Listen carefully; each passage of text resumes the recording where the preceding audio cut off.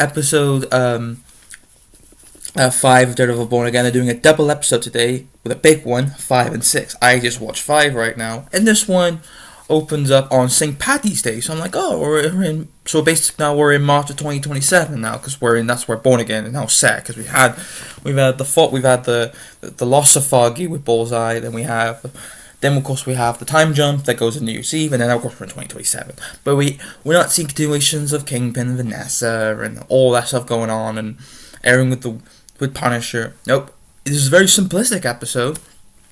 We cut to, it's St. Paddy's Day obviously, but we cut to a bank, just everyday people in the bank and such, and then Matt's gonna sort out his loans and how he's losing them. He's losing loans because he hasn't got any new staff members on McDuffie and of course Murdoch, and he finds out that the person he's meeting is none other than Yusuf Khan. That's right, Kamala Khan's dad returns from the Marvels, which is great to see him come back, which I'm so happy he does.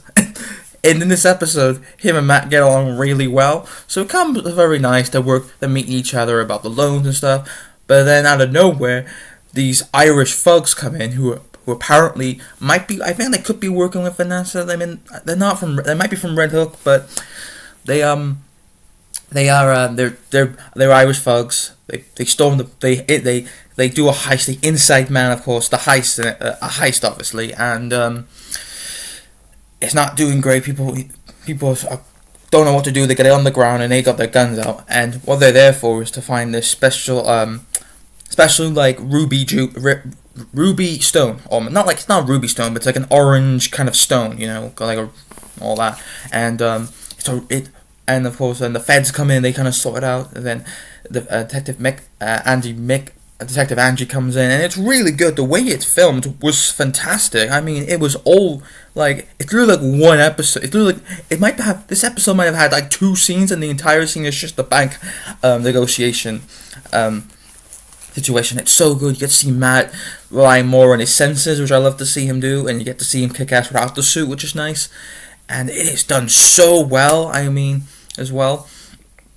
And I loved to see both Yusuf and Matt getting along. Like, they talk about their backstory, where they come from, like, and of course Yusuf references Miss Marvel, and he has a Miss Marvel, like their version of a Funko Pop. I mean, it's not like good as a real life Funko Pop we have in the real world, but it's like a model one. Of course, Matt can't see it because he's blind, obviously, but that's pretty cool, and I like that.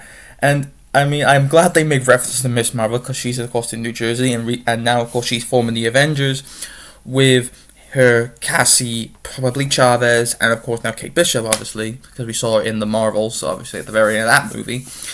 And Matt takes out the thugs one by one and all that, and then of course at the very end he beats up the main thug, but before that he of course gave one of the orange stones to one of the hostage members who kept it. So we're gonna see where that goes into episode 6.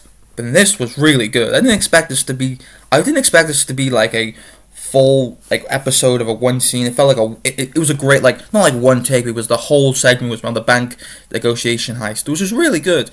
We'll see what happens in episode 6. It's supposed to be a big double episode. So yeah, that is great. So that's awesome. So this was really great. Awesome. Great to see the Miss Marvel connections again. It was really great.